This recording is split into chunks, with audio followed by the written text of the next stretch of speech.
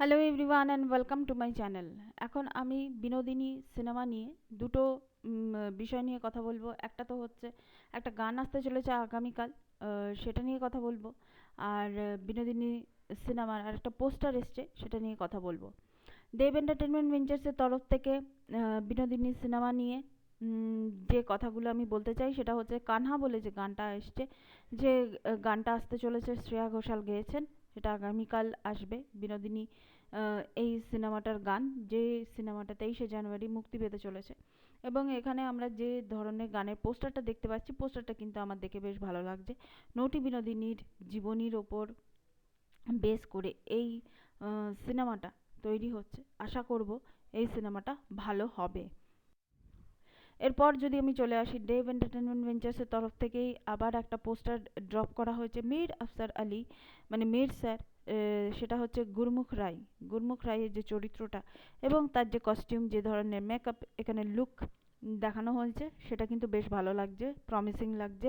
এবং এখানে ওনার যে চরিত্রটা, সেটা হচ্ছে একজন বিজনেসম্যানের চরিত্র। একজন বিজনেসম্যান যেরকম হয় সেই ধরনেরই কিন্তু ব্যক্তিত্ব এখানে আমার তো দেখে মনে হচ্ছে যে মীর স্যারকে কিন্তু আমার এখানে বেশ ভালো লাগছে এই পোস্টারটার মধ্যে। এবং ব্যাকগ্রাউন্ডে যে যে জিনিসগুলো দেখতে পাচ্ছি, সেই সেই সময়কার যেসব জিনিস, মানে এখানে মোমবাতি স্ট্যান্ড থেকে শুরু করে, পর্দা থেকে শুরু করে, মানে মদের পেয়ালা থেকে শুরু করে যে ধরনের এখানে পরিবেশটাকে তৈরি করা হয়েছে, সেইগুলো কিন্তু বেশ ভালো লাগছে। মানে সেই সময়টাকে তুলে ধরার চেষ্টা করা হয়েছে।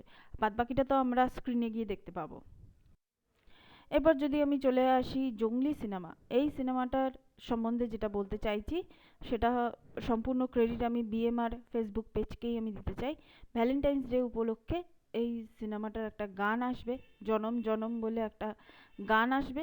তো সেই গানটা কেমন হবে সেটা জানার জন্য আমরা অপেক্ষায় রইলাম।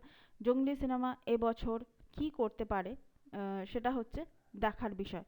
তো এটা ছিল জঙ্গলি সিনেমা নিয়ে আমার একটা ছোট্ট একটা আপডেট।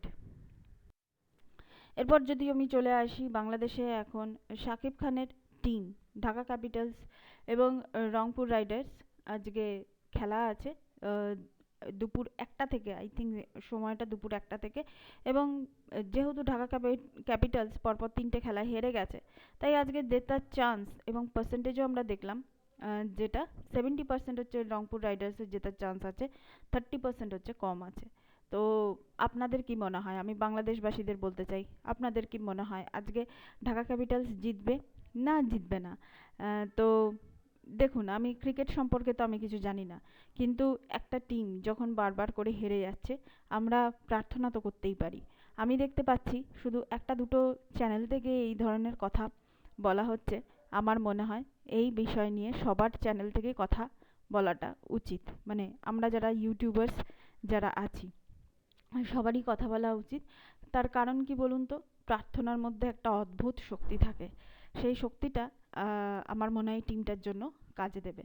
তো এটাই ছিল আমার 4টে updates. So thank you so much, that's all. Please keep watching and please subscribe my channel. Till then, good by.